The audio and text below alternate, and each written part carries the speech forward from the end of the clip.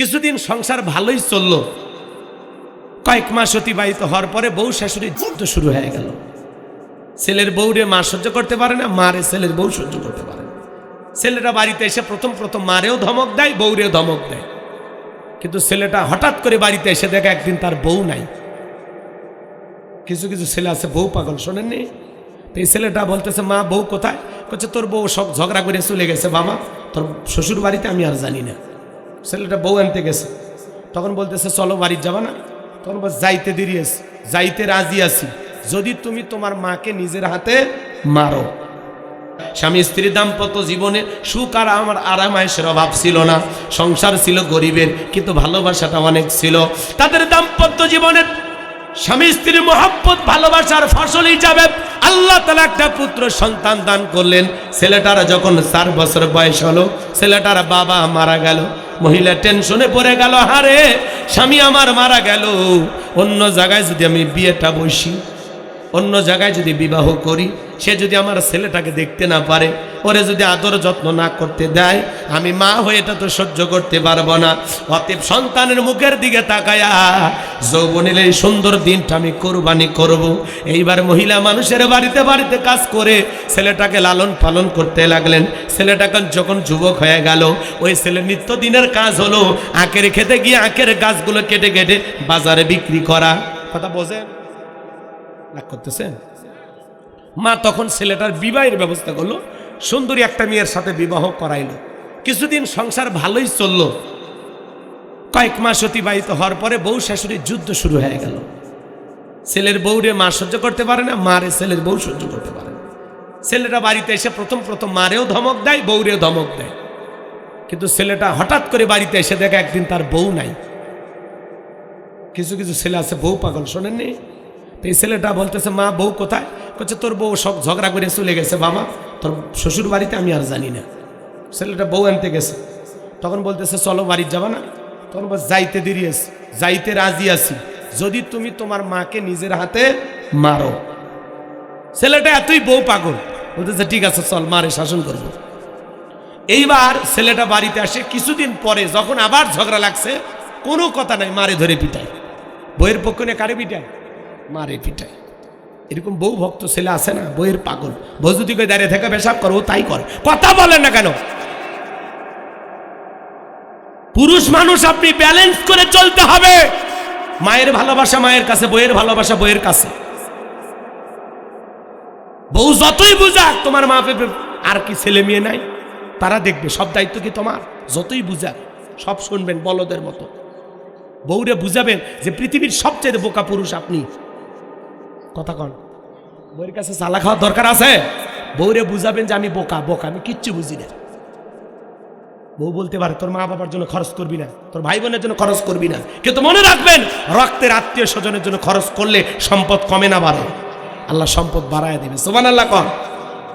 আর বইয়ের কথা শুনে পিতামাতা ভাই বোন রক্তের সম্পর্ক ছিন্ন করা হারাম, হারাম, হারাম। কথা কন। কিছু ভবিষ্যৎ চিন্তাবিদ বউ আসে, 2 দিন না যেতেই ভবিষ্যৎ নিয়ে, আজকে 2 জন আছি, পরে 3 জন 4 জন, কত চিন্তা। এই আল্লাহ যদি এটাও না দেয় তখন কি করবো? কথা কর না, কয় তোমার মা বাবার পিছনে এইভাবে খরচ করলে হবে না, আমাদের তো ভবিষ্যৎ আছে। আহারে কপাল পোড়া। এই জন্য বিয়ে করে বাসর ঘরে বউরে বলা লাগবে, খালি সেলফি তোলেন না, ভিডিও করেন না, পাগলা হয়ে যায় না, বাসর ঘরে বিড়াল মারা লাগবে। কথা কয় না গো। বউরে বুঝাইতে হবে, শোন 4টা কাজ করবি। 1 নাম্বার 5 ওয়াক্ত নামাজ আদায় করবি। 2 নাম্বার রমজান আসলে রোজা রাখবি। 3 নাম্বার ফরজ পর্দা মেনে চলবি। কথা কন। পা থেকে মাথা পর্যন্ত পর্দা করতে হবে। আজকের মা বোনেরা অনেকে বোরকা পরে, কিন্তু পা মোজা লাগায় না। পাগলি জানেই না যে পাটাও তার পর্দার অন্তর্ভুক্ত। কথা কন। আরে মেয়ে মানুষের পা থেকে মাথা পর্যন্ত আল্লাহ আকর্ষণ দিয়েছে। আপনার পায়ের একটা নখ দেখে একটা ছেলে প্রেমে পড়তে পারে। কথা কন না। আপনার একটা চোখ দেখে একটা ছেলে পাগল হয়ে যেতে পারে, আর রাতের ঘুম হারাম হয়ে যাবে। কথা কন, কথা কন। এই জন্য মা বোনেরা খবরদার, ব্যাপার দায় চলা যাবে না। পা মোজা লাগাইতে হবে, হাত মোজা লাগাইতে হবে, ঢিলা ঢালা বোরকা পরতে হবে, টাইট ফিটিং বোরকা না। অনেক মা বোন বোরকার সামনে কি লেস, কি চুমকি, কি এম্বুটারি, মানে এমন কারুকাজ যে ওই বোরকার ডিজাইন দেখার জন্য হলেও তাকান লাগবে। কি কথা বল না, এটা পর্দা না ফ্যাশন? পর্দা না ফ্যাশন? তবে পলাশির মা বোনেরা ভালো, এরা খুবই সুন্দর বোরকা পরে, নাই হুজুর? হুজুর করছে আমি কি দেখছি? বিপদ, তাই না? রাগ করতেছেন কি? আমি দোয়া করলে কি খুশি হবেন নাকি আপনারা? শোনেন শোনেন শোনেন, সারা রাত না, কিছুক্ষণ, এই কয়েক মিনিটের মধ্যে দোয়া করে দেবো। একটু বসেন, ধৈর্য নিয়ে বসেন।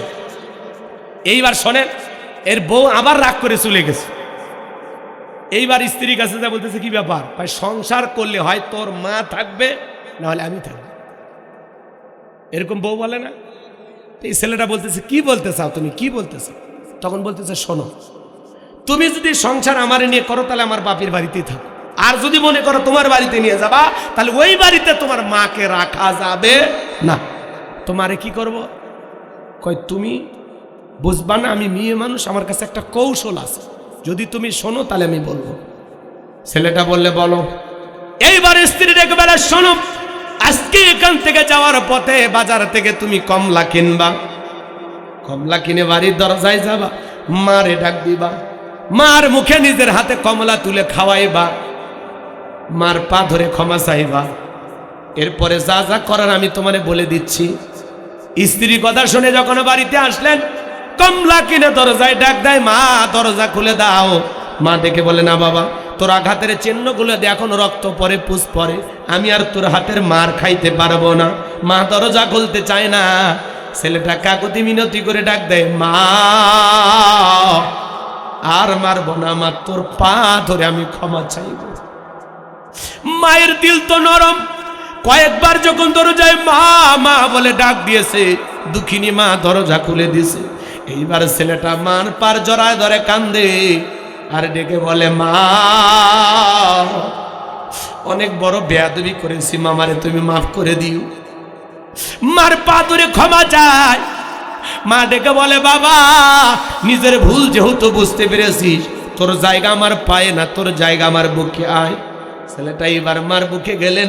কমলা ছেলে একটা ফালটা যখন মার মুখে তুলে দিয়েছে, দুঃখিনী মা ডেকে বলে, বাবা এত আদর করতেছিস, ব্যাপারটা বুঝলাম না। ডেকে বলে, মা মনে তো চায় প্রতিদিন আপনারে ফল ফুট কিনে খাওয়াবো, কিন্তু আপনি তো জানেন আমি একের খেতে কাজ করি, একা একা কাজ করি। কেউ যদি যা আমার একটু সহযোগিতা করতো, আমি গাছগুলো কেটে দিতাম, আর কেউ যদি ছালগুলো পরিষ্কার করতো, তাহলে বেশি আখ বাজারে নিয়ে যাইতে পারতাম, বেশি বিক্রি করে বেশি টাকা ইনকাম করতে পারতাম। মা তখন ডেকে বলে, বাবা বুঝতেই আমি পেরেছি, যা যা বউরে নিয়ে আরামে ঘুমা, কাল ভোরবেলা থেকে আমি মা তোর সাথে আখের খেতে চলে যাব। পরের দিন সকালবেলা মা উঠলেন, ছেলে উঠলো, মা ছেলে মিলে আখের খেতে চলে গেল। ওই ছেলেটা আখের গাছগুলো কাটে আর মা নিচের দিকে হয় সাল পরিষ্কার করে। স্ত্রীর ষড়যন্ত্র হলো, তোমার মা যখন আখের খেতে যাবে ওই কোদাল দিয়া এক কোপে মার কাল্লাটা ফেলায় দিবা, জমিনের ভিতরে গর্ত খুঁড়ে পুঁতে রাখবা, পৃথিবীর কেউ টের পাবে না। কেউ যদি বলে তোমার শাশুড়ি কোথায়, বলবো ঝগড়া লাগে কই চলে গেছে আমরা জানি না, সাপও মরবে লাঠিও ভাঙবে না। এটা হলো স্ত্রীর একটা গভীর চক্রান্ত, ষড়যন্ত্র। এই ছেলেটা সেই ষড়যন্ত্রের ফাঁদে পা দিয়েছে। এইবার আখের গাছগুলো কেটে দেয় আর মা নিচের দিকে হয়ে সাল পরিষ্কার করে। এইবার সুযোগ বুঝতে যখন কোদালটা উঁচু দিকে তুলে ধরেছে, মার কাল্লাই মারবে, কোদালটা উঁচু করে তুলে ধরেছে, মাকে একটা কোপ দেবে। কত বড় পাষাণ হলে, কত বড় নিঠুর হলে, কত বড় নির্দয় হলে এমন কাজ করতে পারে। যুবক, ওই যে বলছিলাম, সন্তান ভূমিষ্ঠ হওয়ার আগে মারে কয়টা লাথি মারে? কথা কন, কথা কন। এত জোরে লাথি মারে, প্রথম লাথি যখন সন্তান মায়ের গর্ভে মারে, এই লাথি মারার কারণে সন্তান এতদিন যে কভারের ভিতরে ছিল, যে প্যাকেটের ভিতরে ছিল, এটা ফেটে যায়। মা কত কষ্ট পাই, কেমনে বুঝাবো আপনাদের। দ্বিতীয়বার এত জোরে লাথি মারে, মা ব্যথায় ছটফট করে। তৃতীয়বার যখন লাথি মারে বাজা, মার শরীর দিয়া রক্ত ঝরা শুরু হয়ে যায়। যেই সন্তানগুলো নর্মাল ডেলিভারিতে দুনিয়ার জমিনে আসে, ওই সন্তানটা ভূমিষ্ঠ হওয়ার সময় মা তার শরীর থেকে ছোট্ট বালতি দিয়া 1 বালতির মতো রক্ত ঢেলে ফেলে দেয়। ওই রক্তটা যদি ওজন করা হয় কমপক্ষে 2 কেজি থেকে 2 কেজি পর্যন্ত রক্ত মা সন্তানটাকে জন্ম দেওয়ার সময় নিজের শরীর থেকে ঢেলে ফেলে দেয়। কত মা ওই তৃতীয় লাথি খাওয়ার পরে জ্ঞান হারিয়ে ফেলে। সন্তান দুনিয়াতে আসার পরে উম্মা উম্মা করে যখন কান্দে, ওই কান্নার আওয়াজ যত বেশি মা দ্রুত শুনতে পারবে তত দ্রুত মাটা সুস্থ হয়ে যাবে। সন্তান যখন ভূমিষ্ঠ হয়, এইবার যখন মা আর জ্ঞান ফিরে আসে, লোকজন যখন সন্তানটা মায়ের কোলে দেয়, মা তখন সন্তানের গালে মুখে চুমা খায় আর বলে বাসাদর, ও আমার কলিজার টুকরা সন্তান, এতদিন গর্ভে রাখার কষ্ট, প্রসাবের যাতনা, যত কষ্ট আমারে দিলি, আমি তোর মুখটা দেখা আমি মা সব কষ্ট ভুলে গেলাম। সন্তানের মুখের দিকে তাকায়া মা সমস্ত কষ্টের কথা ভুলে যায় রে যুবক। কেমনে পারো সেই মারে গালি দিতে, কেমনে পারো সেই মায়ের সাথে খারাপ ব্যবহার করতে? আল্লাহ বলেন ওয়াকাদা রাব্বুকা আল্লা তা'বুদু ইল্লা ইয়াহু ওয়া বিল ওয়ালিদাইনি ইহসানা। আল্লাহ বলে আমার ইবাদত করো, আমার গোলামি করো, আমার ইবাদতের সাথে আর কাউকে শরীক করো না। আমার ইবাদতের পরে তোমাদের দায়িত্ব হলো মাতা পিতার খেদমত করা, তাদের সাথে উত্তম আচরণ করা। হে তরুণ যুবকেরা শুনে নাও, তুমি যদি তোমার মা বাবার সাথে ভালো আচরণ করো, তোমার সন্তানও একদিন তোমার সাথে ভালো আচরণ করবে। কথা বলেন। একটা শিক্ষিত লোকের গল্প পড়েছিলাম, বাড়িতে অনেক ভিআইপি খাবার হয়ে গেছে, তেহারি বিরিয়ানি রান্না, রোজ অনেক কিছু দামি খাবার, ভাঙ্গা একটা প্লেটে কিছু এটো খাবার দিয়া ছোট্ট ছেলেকে বলতেছে যা এই খাবার তোর দাদু ভাইকে দিয়ায়। এখনকার ছোট্ট বাচ্চারা হলো কম্পিউটার, জন্ম নিয়ে একজন নাসা বিজ্ঞানী। কথা কম জিজ্ঞাসা করছে আব্বা আমরা এত ভালো খাইলে আমার দাদুর জন্য এটো খাবার ভাঙ্গা প্লেট, কারণ কি? তখন বলতেছে তোর দাদুর বয়স হয়ে গেছে, এই খাবারে চলবে যা। তখন ওই ছেলে বলতেছে আব্বা তাহলে আমি যত্ন করে প্লেটটা রেখে দেব, ঠিক দাদুর মতো যখন আপনার বয়স হবে এই প্লেটে করে আমিও আপনাকে খাইতে দেব। শিক্ষিত মানুষ, বিবেকের দরজা খুলে গেছে, ভাঙ্গা প্লেটের খাবার ফেলে দিয়া সন্তানকে বুকে জড়ায় বলে বাবা কলেজ বিশ্ববিদ্যালয়ে যা শিখতে পারি নাই আজকে তোর কাছে তাই শিখলাম। এইবার বাবাকে যে স্টোরুমে ফেলাইয়া দিয়েছিল সেখান থেকে 3তলা বিল্ডিং এর উপরে তুললেন, এরপরে গোসল করায় দিয়া নতুন জামা পরাইয়া বাবাকে আদর যত্ন করতে লাগলেন, বাবার সেবা করা শুরু করলেন। স্ত্রী যা বলে কি ব্যাপার, ওই বুড়া মানুষটারে আবার উপরে তুলেন, কয় চুপ কর, আজ থেকে আমরা যা খাবো বাবা তাই খাবে, আমরা যা পরবো বাবা তাই পরবে, আমরা এই রুমে ঘুমাবো, পাশের রুমে বাবা ঘুমাবে, যদি করিস বাবার সাথে বাড়াবাড়ি 1 2 3 পাঠায় দেব বাপের বাড়ি। বউরে বলেন না, আপনি বলেন যতদিন আমার মা বাবা জীবিত থাকবে এক পাতিলে রান্না হবে, পাতিল আলাদা হবে না। যদি আলাদা রান্না করার ইচ্ছা হয় তুই একলাই খাস, মুখ পাবো না। কথা কন লাগে আমারই পাইবি না, একলাই রান্না করে খাবি। বিরক্ত হইছেন হইলে হন গে, কষ্ট হচ্ছে আপনাদের। এই জন্য যুবক তুমি যা করবা তোমার মা বাবার সাথে রেডি থাকো, ডায়েরিতে লিখে রাখো 23শে ডিসেম্বর গোলাম রব্বানীর এই কথাটা তোমার জীবনে ডায়েরিতে লিখে রাখো। তুমি যদি তোমার মা বাবার সাথে বেয়াদবি করো, খারাপ আচরণ করো, তাদেরকে কষ্ট দাও, রেডি থাকো তোমার সন্তানও দ্বিগুণ ফেরত দেবে, যা যা করছো ফেরত দেবে, রেডি থাকো। তাহলে মা বাবারে কষ্ট দেওয়া, পা দুটো আগায় দেন না ভাই, আপনাদের পা ধরে অনুরোধ করে বলে যায় মা বাবার মনে কষ্ট দিবেন না। মা বাবা হলো বটবৃক্ষ, আমাদের নিয়ামক, তারা দোয়া করলে আমাদের কপাল খুলে যাবে। কথা কয় না, কথা কয় না। তাহলে মা বাবার ভালোবাসা দোয়া নিয়ে কারা কারা জান্নাতে যেতে চান, মা বাবার খেদমত করতে চান, দুইটা হাত তুলে মালিককে দেখান। আল্লাহ আমাদের সবাইকে পিতা মাতার খেদমতকারী সন্তান হিসেবে কবুল করুন। চিল্লা বলেন আমিন, আর একটু জোরে বলেন আমিন। যুবক, মায়ের ঋণ কখনো শোধ, বাবার ঋণ কখনো শোধ হবে? রক্তে ভাসিয়া যাতনাই কাঁদিয়া আনলে মাগো আমায় দুনিয়ায়, তোমার ঋণ আমি কি দিয়ে শোধাই মাগো, তোমার ঋণ আমি কি দিয়ে শোধাই। দেখেছি পৃথিবীতে প্রথম মায়ের মুখ, পেয়েছি ভালোবাসায় পূর্ণ মায়ের বুক, বলতে পারি না কথা মা বোঝে আমার ব্যথা, তাই তো রেখেছো মা বুকেতে জড়াই, তোমার ঋণ আমি কি দিয়ে শোধাই মাগো, তোমার ঋণ আমি কি দিয়ে শোধাই। কখনো গভীর রাতে উঠলে আমি কেঁদে, বুকে মা শক্ত করে রাখতো আমায় বেঁধে। তোমার ওই দুধের দাম কে দেবে প্রতিদান, এই দুনিয়ায় মাগো আজও মেলে নাই। তোমার ঋণ আমি কি দিয়ে শোধাই মাগো, তোমার ঋণ আমি কি দিয়ে শোধাই।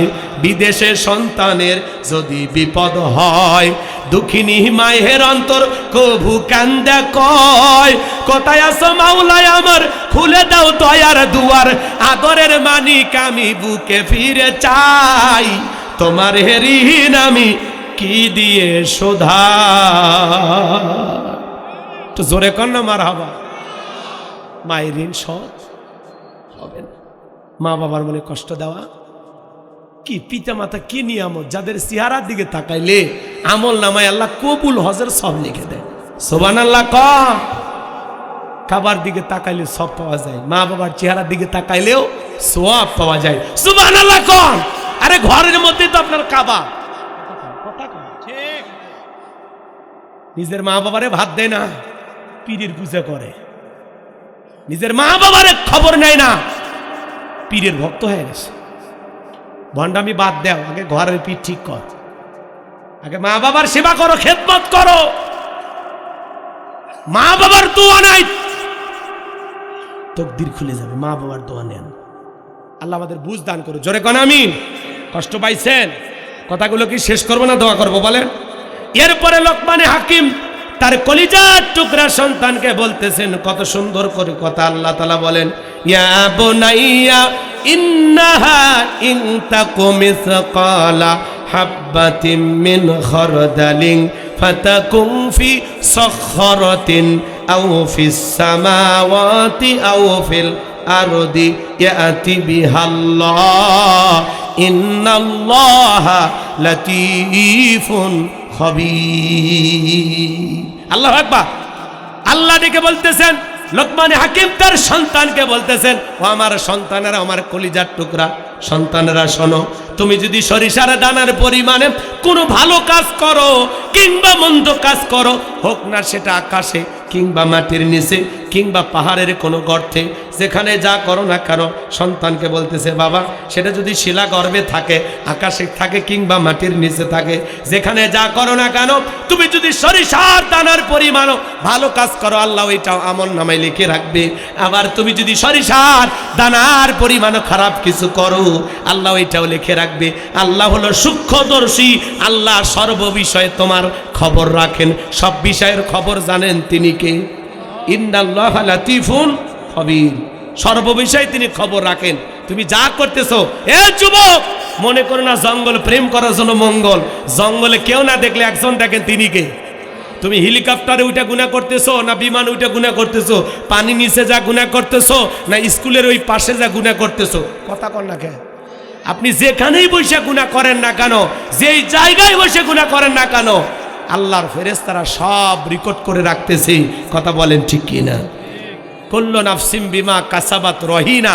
প্রত্যেকটা মানুষ তার নিজ আমলের ব্যাপারে, নিজ কৃতজ্ঞতার ব্যাপারে জবাব দিতে আল্লাহর কাছে বাধ্য থাকবে। কথা বলে ঠিক কিনা? এজন্য যুবক, রাতের আধারে মা বাবার চোখকে ফাঁকি দিয়া কম্বলের ভিতরে, ল্যাপের ভিতরে ঢুকা উল্টাপাল্টা ভিডিও মোবাইলে দেখতেছে। কথা শেষ করব? খারাপ লাগতেছে নাকি? এলাকার মানুষ দেখে এতক্ষণ ওয়াজ করতেছে, না হলে তো দোয়া করে দিলাম। শোনেন কয়েকটা মিনিট, যুবক যারা আছো মন খারাপ করছেন, আচ্ছা বলেন তো, যুবকেরা এই মোবাইলে উল্টাপাল্টা ভিডিও দেখে কিনা? অনলাইনে ফ্রি ফায়ার, পাবজি, অনলাইনে জুয়া খেলা কত সন্তান নিঃস্ব হয়ে যাচ্ছে। কথা বলেন। পরনে ভাত না থাক, পেটে কাপড় না থাক, মোবাইল ছাড়া আর দিন চলে না। আছে না? না আছে না? না মোবাইলে উল্টাপাল্টা ভিডিও দেখে, নিজের কিডনি বিক্রি করে হলে এমবি তুলবি, এরকম বলাবান আছে না? না তুমি যার লাগিয়া এমবি ভরো তার তো বাটন ফোন, তুমি যার লাগিয়া এমবি ভরো তার তো বাটন ফোন। কেমন করে বুঝবে রে সে, কেমন করে বুঝবে রে সে ডিজিটাল তোর মন, তুমি যার লাগিয়া এমবি ভরো তার তো বাটন ফোন, মেসেজ দিলে সেন্ড করে না, দেয় না তো রিপ্লাই, ভিডিও কলে বলবা কথা ক্যামেরা তার নাই রে, ক্যামেরা তার নাই। ডিজিটাল এই যুগ জামানায়, ডিজিটাল এই যুগ জামানায়, অ্যানালগ তার মন, তুমি যার লাগিয়া এমবি ভরো তার তো বাটন ফোন। কথা কয় না? প্রেম প্রীতি ভালোবাসা বিয়ের আগে নয়, মনের মধ্যে রাখো তুমি পরকালের ভয় রে, আল্লাহ তাআলার ভয়। গানের মধ্যে শিক্ষা আছে না না? প্রেম প্রীতি ভালোবাসা বিয়ের আগে নয়, মনের মধ্যে রাখো তুমি পরকালের ভয় রে, আল্লাহ তাআলার ভয়। তবে তুমি মুক্তি পাবা, তবে তুমি মুক্তি পাবা দোজখের আগুন, তুমি যার লাগিয়া এমবি ভরো তার তো বাটন ফোন। 20 বছর বয়স হয়নি, বাড়িতে এসে আব্বা উত্তর পাড়া লাখিকে আমি কথা দিয়েছি, রাজি থাকলে 1 সাপুন, না হইলে 2 সাপুন। পিতামাতা রাজি হয় না, পালিয়ে যা বিয়ে করে, দাম্পত্য জীবনে সুখ নাই। 3 মাস পরে জানলা ভেঙে ভালোবাসা পালিয়ে গেছে। মনে রাখবেন, যারা পিতামাতার অবাধ্য হয়ে বিয়ে করে, মা বাবারে কষ্ট দিয়ে বিয়ে করে, এরা জীবনে সুখী হতে পারে না, পারে না, পারে না। পিতামাতার দোয়া আছে যেখানে বরকত আছে, মুরব্বীদের দোয়া আছে যেখানে কল্যাণ আছে। একা একা মাত বাড়ি করে বিয়ে করিস না, ধ্বংস হয়ে যাবো। কথা কন না কেন? এক যুবক এক মেয়ে ভ্যাগে নিয়ে গেছে ঢাকা, যায় দুইজনই গার্মেন্টসে চাকরি করে। সেই প্রেম, প্রেমের আগে তো অনেক কথা। মেয়ে কয় আমার কিচ্ছু লাগবে না, আম পাতা জাম পাতা ছিঁড়ে যদি আমার গহনা বেড়ে দাও, সোনা দানা কিছু লাগবে না, তুমি গাছের পাতা ছিঁড়ে বেড়ে দাও। কি কথা বল? গাছের পাতা দিয়ে গহনা হয়? এটা আবেগ, আবেগ, আবেগ। মানে আবেগটা গেছে কই, গাছের পাতা উঠছে। কথা কন না কেন? জানতো আম পাতা জাম পাতা দিয়ে একটু সুতে দিয়ে বানি একটা মালা দেন তো, যেটাই মনে করো স্বর্ণের মালা, দিবের পারবে না, ঢং করবে না, কিনে দেওয়ার মুরিদ নেই, পাতা নিয়ে এসে করছে রে সোনা। বিয়ের আগে যদি বলেন গাছের তলে থাকবি, বাঁশ তলায় থাকবি, আপনি যা কবেন ওই তাই শুনবি। কথা কন? তাহলে বিয়েটা করে দেখেন রিমান্ডে কেমনি নেয়, হারে হারে টের পাবেন। মনে হবে যে আর চাইতে র্যাব যদি 7 দিন পিটাইতো তাও ভালো থাকতাম। কথা বল না কেন? শোনেন শোনেন, রাগ করি না, মন খারাপ করছেন? শোনেন, এই ছেলেটা এখন বিয়ে করছে, 3 মাস ভালোই চলছে। এরপরে স্বামী স্ত্রীর মধ্যে দাও করিলে সম্পর্ক, একজন আর একজনের দেখবারই পারে না, খালি সন্দেহ, খালি সন্দেহ। সম্পর্ক নষ্ট করার 1 নাম্বার হাতিয়ার হলো সন্দেহ। এই সন্দেহ যার ঘরে যত বেশি, তারা তত অশান্তিতে থাকে। কথা কন? মনটা ফ্রেশ করেন। শোনেন না ভাই, এইবার রাত 12টার পরে স্ত্রীর মোবাইলে কো কো করে বাজে উঠছে। ছেলেটা চোখ ঘুষতে ঘুষতে তাকায় দেখে স্ত্রীর মোবাইলে লেখা উঠছে বিউটিফুল। কথা কি বুঝতে পারতেছেন? এবার গুতা মারতেছে রাগ করে, এই ওঠ ওঠ, বিয়ের আগে সোনা ময়না আমাকে ছাড়া কিচ্ছু বুঝিস না, আর এত রাত্রে তোরে একটা ছেলে SMS পাঠায় বিউটিফুল, এই তাড়াতাড়ি দেখ। এইবার স্ত্রী চোখ ঘুষতে ঘুষতে বলতেছে, ওরে স্বামী, লেখা উঠেছে ব্যাটারি ফুল আর তুমি দেখো বিউটিফুল। তাহলে মানে মোবাইলের চার্জ ছিল না, লেখা উঠছে কি ব্যাটারি ফুল, ও কয় বিউটিফুল। তার মানে সন্দেহর চোখ দিয়ে দেখছে। কথা কন ঠিক না? এরকম সন্দেহ আছে না? না, এই জন্য পাকনামি করে একা বিয়ে করিস না। মা বাবা পছন্দ করে বিয়ে দেবে যেখানে বরকত আছে। কারণ পিতামাতা জানে কোন ফ্যামিলিতে কেমন মেয়ের সাথে বিয়ে দিলে তোমাদের জীবনটা ভালো চলবে। কারণ তারা বর্তমানে সেই অবস্থানে আছে, 30-40 বছর সংসার করে একটা মা বাবার বাস্তব অভিজ্ঞতা আছে। এই অভিজ্ঞতাকে কাজে লাগাইতে হবে। আল্লাহ আমাদের হেদায়েত দান করেন, জোরে বলেন আমিন। কোন কোন যুবক বিয়ে করনি হাত তুলে বলো, হুজুর কথা দিলাম মা বাবার পছন্দের মেয়েকে বিয়ে করবে। হাত তোলো তো দেখি, কোন কোন যুবক বিয়ে করেনি? এক চাচা হাত তুলবে চাচ্ছে, চাচা না রাখবা, হাত তুলছেন কেন? মান যুবক যারা আছো হাত তোলে, হাত তোলেন। এ ভাতিজা বিয়ে করছো, হাত তোলো। মা বাবার পছন্দের মেয়েকে বিবাহ করবা, ইনশাআল্লাহ কবুল করেন, জোরে বলেন আমিন। তাহলে আপনি গোপনে প্রকাশ্যে যদি সরিষার দানার পরিমাণও ভালো কোনো আমল করেন, আল্লাহ এটা আমল নামায় লিখে রাখবে। আবার সরিষার দানার পরিমাণও যদি গুনাহের কাজ করেন, সেটা যদি সরিষার দানার মতো ছোটও হয়, আল্লাহ এটা আমল নামায় লিখে রাখবে। আল্লাহ আকবার বলেন। তাহলে সন্তানকে বলতে হবে, বাবা ছোট হোক বড় হোক অপরাধ করা যাবে না। কারো ছেলে আম চুরি করছে, বাপ খুশি হয়, তাই পাতা সেরার সাহস নাই, আর আম চুরি করলি তুই ভবিষ্যতে ডাকাত হতে পারবি। এরকম বাপ আছে না? কথা কন। আপনার ছেলে স্কুলে পড়ে, কারো কলম বা খাতা নিয়ে আসছে, খুশি হওয়ার দরকার নেই। বলেন বাবা না বলে কারো জিনিস আনতে নাই, কথা কর। ছোট ছোট ভুলগুলো ধরে দেন, আজকে ছোট ভুল যদি সংশোধন না করে দেন ও একদিন বড় ভুল করে বসবে। কথাকে বুঝাইতে পারছি? এরপরে লোকমানে হাকিম বলতেছে, ইয়া বুনাইয়া আকিমিস সালাহ, হে আমার বৎস, সালাত কায়েম করো, সালাত কায়েম করো, নামাজ আদায় করো। তাহলে সন্তানদেরকে নামাজের শিক্ষা দেওয়ার দরকার আছে না নাই? পৃথিবীর সবচাইতে সফল বাবা তারা ছেলের হাত ধরে মসজিদে নিয়ে যাবে যারা। সন্তানদেরকে মসজিদমুখী বানাতে হবে। ইয়া আইয়ুহাল্লাযীনা আমানু উ আনফুসাকুম ওয়া আহলিকুম নার, সূরা তাহরিম আয়াত নম্বর 6। এদিকে তাকান, আমার দিকে তাকান। এই সূরা তাহরিমের 6 নম্বর আয়াতে আল্লাহ কি বললেন? হে ঈমানদারগণ, নিজেরাও জাহান্নামের আগুন থেকে বাঁচো, তোমার আহাল পরিবার পরিজন যারা আছে তাদেরকেও জাহান্নামের আগুন থেকে বাঁচানোর চেষ্টা করো। তাহলে একা নামাজ পড়লে হবে না, ছেলে মেয়েদেরকেও নামাজি বানাইতে হবে, স্ত্রীকেও নামাজি বানাইতে হবে। এরপরে বলতেছেন ও আমরু বিল মারুফ, সৎ কাজের আদেশ দিবা, ভালো কাজ করবা, মানুষদেরকে ভালো কাজের দিকে ডাকবা। এরপরে বলতেছেন ওয়ানহা আনিল মুনকার, অসৎ কাজ থেকে মানুষকে বিরত রাখবা, নিজে অন্যায় করবা না, মানুষকে অন্যায় করতে দিবা না। অন্যায় আছে যেখানে প্রতিবাদ চলবে। চোখের সামনে অন্যায় হচ্ছে, গুনাহ হচ্ছে, আপনি প্রতিবাদ করবেন, পারবেন তো ইনশাআল্লাহ? কথা কি বুঝতে পারতেছেন? এরপরে অসবির আলা মা আসাবাক, বিপদ আপদ মুসিবত আসলে সবর করবা, ধৈর্য ধারণ করবা। জীবনে চলার পথটা সহজ না, অনেক সময় মুসিবত আসবে, বিপদ আসবে, একটু সবর করবা, ধৈর্য ধারণ করবা, আল্লাহর উপরে তাওয়াক্কুল করবা, আল্লাহর উপরে সবর করবা, আল্লাহ সব সমস্যার সমাধান করে দেবে। ডবল নাকি মহিলারা? মা বোনদের ওয়াজ হওয়ার দরকার আছে না নাই? বিশেষ করে যে সমস্ত মা বোনেরা একটু আঁকা বাঁকা পথে চলে, স্বামী টাইম দিবে চাই না, আজকে ওয়াজের মাধ্যমে মা বোনদেরকে সোজা রাস্তা দেখানো হবে। কতক্ষণ ঠিক কেনা, একটু অপেক্ষা করে। তাহলে আমি যে কথা বলতে চাচ্ছিলাম, সন্তান কিন্তু জন্ম নিলেই এটা মানুষ হয় না। ছাগলের পেট থেকে জন্ম নিলে ছাগলের বাচ্চা, গরুর পেট থেকে জন্ম নিলে গরুর বাচ্চা, মানুষের পেট থেকে জন্ম নিলেই ওইটা মানুষের বাচ্চা হয় না। সন্তানকে যখন পিতা মাতা স্কুল বা মাদ্রাসায় ভর্তি করে দেয়, কি বলে যে স্যার বা হুজুর আমার ছেলেটারে মানুষ বানাবেন। কথা কয় না? কথা সত্য না মিথ্যা? তার মানে ছেলেটা মানুষ হয়নি। মানুষ হতে গেলে তাকে জ্ঞান অর্জন করতে হবে, আদব আখলাক শিখতে হবে। চলুন না আলোচনার প্রেক্ষাপটে কি কি আপনাদের সামনে তুলে ধরা যায় আমি চেষ্টা করব ইনশাআল্লাহ। একটু জবান ছেড়ে সবাই আমার সঙ্গে তেলাওয়াত করুন।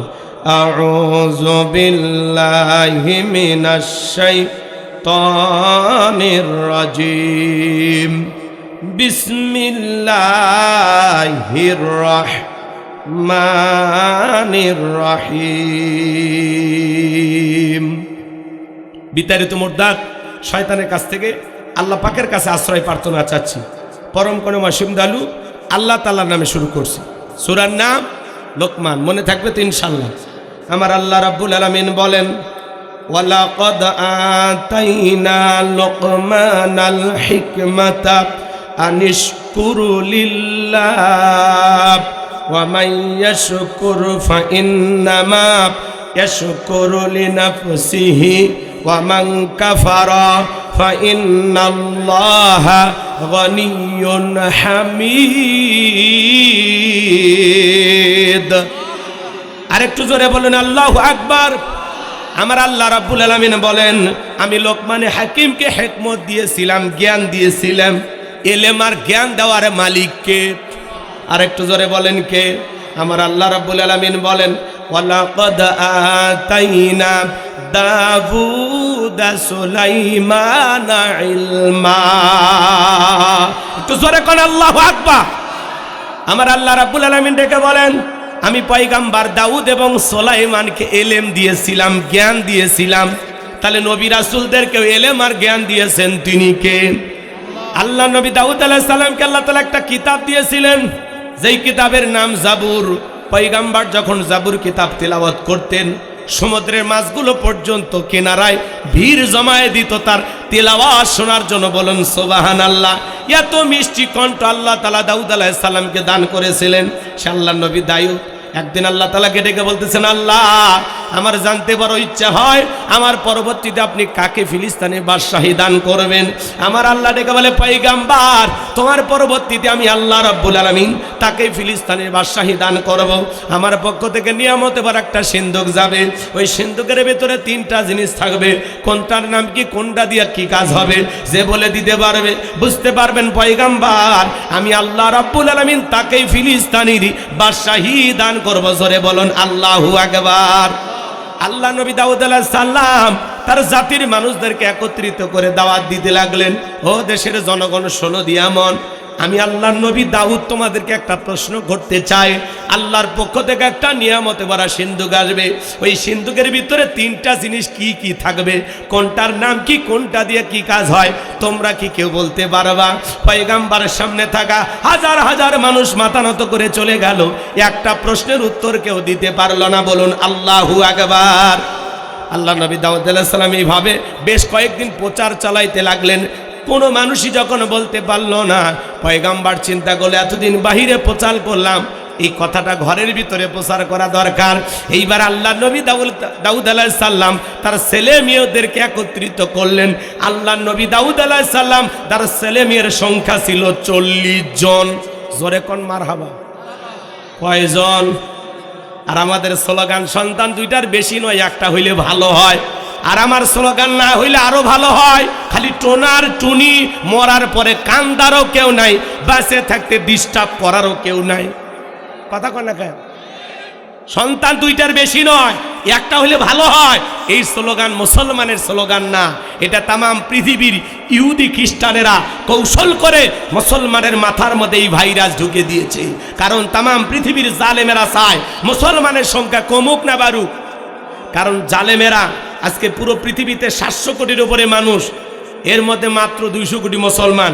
সংখ্যায় যদি আমরা 350 বা 400 কোটি মুসলমান হতে পারতাম, পৃথিবীর জালেমেরা মুসলমানের রক্ত নিয়ে খেলা করা তো দূরের কথা, মুসলমানের দিকে পাকা চোখে তাকানোর সাহস পৃথিবীর কোনো জালেমের ছিল না। কথা বলে ঠিক না? সংখ্যায় কম, জালেমেরা হয়েছে জম, কেড়ে নিতে চায় আমাদের দম। কথা কন? রাগ করতেছেন মনে হয় আপনারা? গভীর মনোযোগ দিয়ে কথাগুলো শুনে যাবেন বাজান। মুসলমানের সংখ্যা বাড়ানোর দরকার আছে না নাই? দিনাজপুরে ওয়াজ করতে গেলাম, এক মুরব্বী বাচ্চা নিয়ে আমার বলে, হুজুর দোয়া করে দেন। আমার চাচা এটা কি নাতি হয়? নাতি মানে এটা আমার সন্তান। আমি কি কোন চাচা এই বয়সে? হ্যাঁ, এটা 11 নাম্বার। কয়টা? চুয়াডাঙ্গায় ওয়াজ করতে গেছিলাম, এক বেচারা অন্ধ চোখে দেখে না, 13টা বাচ্চা হয়েছে। কয়টা? হ্যাঁ। আর আপনি কি করলেন সারা জীবন? রাগ করতেছেন মনে হয় আপনারা? মন খারাপ করবেন না ভাই। সন্তান যদি দেয়, আমরা যে কায়দায় নেওয়া কম শুরু করছি, আল্লাহ তাআলাও কিন্তু কৌশল জানে কি না। আল্লাহ যখন আপনি নেওয়ার চিন্তা করবেন একটা, আল্লাহ একসাথে কিন্তু 8-10টাও দিতে পারে। কি জমজ দেওয়ার ক্ষমতা নেই? কথা বলেন না? হচ্ছে না? হচ্ছে না? কয়েকদিন আগে নাইজেরিয়ার এক মহিলা একসাথে 11টা বাচ্চা জন্ম দিয়েছে। একসাথে 11টাই বাচ্চা আছে। মারহাবা কর। আল্লাহ চাইলে সম্ভব কিনা? বান্দা আছে কমানোর ধান্দায়, আল্লাহ আছে বাড়ানোর ধান্দায়। আমরা পরিবার পরিকল্পনা করি। পরিবার পরিকল্পনা করা কিন্তু খুব ভালো কাজ। পরিবার পরিকল্পনা করা বলতে কি বোঝেন? এই ছেলেকে ডাক্তার বানাবো, এর ইঞ্জিনিয়ার বানাবো, এরে মুফতি বানাবো, এরে মুহাদ্দিস বানাবো, এরে মাদ্রাসায় পড়াবো, এরে কলেজে পড়াবো, এরে ইংলিশ মিডিয়ামে পড়াবো। এই যে বাচ্চাদেরকে নিয়ে পরিবার পরিকল্পনা করা, সন্তানদের ভবিষ্যৎ চিন্তা করা, এগুলো ভালো। কিন্তু আমরা তো করি মারিবার পরিকল্পনা, কোন ট্যাবলেটে টেনশন মুক্ত। কথা কয় না গো? রাগ করতেছেন মনে হয় আপনারা? রাগ করলে আমার করার কিছু নাই বাজান। আমি যে কথা বলতে চাই গভীর মনোযোগ দিয়ে শুনে যান। আল্লাহ নবী দাউদ আলাইহিস সালাম তার ছেলে মেয়েদেরকে একত্রিত করে ডেকে বলেন, ও আমার সন্তানেরা, আল্লাহর পক্ষ থেকে নিয়ামতে ভরা একটা সিন্ধুক আসবে। ওই সিন্ধুকের ভিতরে 3টা জিনিস থাকবে, কোনটার নাম কি, কোনটা দিয়ে কি কাজ হয়, তোমরা কি কেউ বলে দিতে পারবা? পয়গম্বরের বড় ছেলে বলতে পারে না, মেজো ছেলে বলতে পারে না, সবার ছোট 19 বছরের টকবগে যুবক, নাম তারা সুলাইমান। হাত তুলে বলেন লাব্বাইক আব্বাজান, আপনি যদি অনুমতি দেন আমি সুলাইমান বলে দিতে পারবো। ওই সিন্ধুকের ভিতরে 3টা জিনিস কি কি থাকবে, কোনটার নাম কি, কোনটা দিয়া কি কাজ হবে, জোরে কোন মারহাবা। নবী দাউদ ডেকে বলে, বাবা তুমি ছোট মানুষ, না বুঝে একটা কথা বলো। পয়গাম্বরের সন্তান সুলাইমান ডেকে বলে, আব্বা আমারে ছোট মনে করবেন না, আকাশে পাখি উড়ে যায়, দূর আকাশে পাখি উড়ে যায়, ওই পাখিটা উঠতে গিয়ে কি বলে একটা পাখি আর একটা পাখির সাথে, আমি সেই কথা বলতে পারি, বুঝতে পারি। ও আব্বা জান, আমার বয়স যখন 14-15 পার হয়ে গেছে, আমি যখন জঙ্গলের পাশ দিয়ে হেঁটে যেতাম, ওই জঙ্গলের একটা প্রাণী আর একটা প্রাণীর সাথে, একটা পশু আর একটা পশুর সাথে কি কথা বলে, কোন ভাষায় কথা বলে, আমি পশু প্রাণীর ভাষাও বুঝতে পারি। জোরে কোন মারহাবা। ও আব্বা জান, আপনি যদি অনুমতি দেন, ওই সিন্ধুকের ভিতরে 3টা জিনিস কি কি আছে, কোনটার নাম কি, কোনটা দিয়ে কি কাজ হবে বলে দিতে পারবো। আপনারা কি শুনতে রাজি আছেন? কারা কারা হাত তুলে দেখান তো বাজান। লিল্লাহে তাকবীর, লিল্লাহে তাকবীর। তাহলে আমার আল্লাহ রাব্বুল আলামিন বলেন, ওয়ালাকাদ আতাইনা লুকমানাল হিকমাতা আনিশকুরু লিল্লাহ। আল্লাহ ডেকে বলেন, আমি লোকমানে হাকিমকে হিকমত দিয়েছিলাম, জ্ঞান দিয়েছিলাম, এবং জ্ঞান দেওয়ার পরে বলেছিলাম, লোকমান তুমি আমার শুকরিয়া আদায় করো। আনিশকুরু লিল্লাহ, তুমি আমার কি করো? শুকরিয়া আদায় করো, কৃতজ্ঞতা প্রকাশ করো। লোকমানে হাকিম আল্লাহ তাআলার শুকরিয়া আদায় করেছিলেন, কৃতজ্ঞতা প্রকাশ করেছিলেন। আল্লাহ যে তাকে এলেম দিয়েছিলেন, জ্ঞান দিয়েছিলেন, এইটা পাওয়ার পরে লোকমানে হাকিম আল্লাহর প্রশংসা আদায় করেছিলেন, আল্লাহ তাআলার কৃতজ্ঞতা আদায় করেছিলেন। এই কৃতজ্ঞতা আদায় করার কারণে, প্রশংসা আদায় করার কারণে লোকমানে হাকিমের সম্মান কমেছে না বেড়েছে? জোরে বলেন না। তাহলে আল্লাহ যদি বান্দাকে কোনো নিয়ামত দেয়, শুকরিয়া আদায় করা দরকার আছে না নাই? আল্লাহ পরে সুন্দর করে জানায় দিলেন, ওয়া মাইয়াশকুরু ফাইন্নামা ইয়াশকুরু লিনাফসিহি ওয়া মান কাফারা ফাইন্নাল্লাহা গনিয়্যুন হামিদ।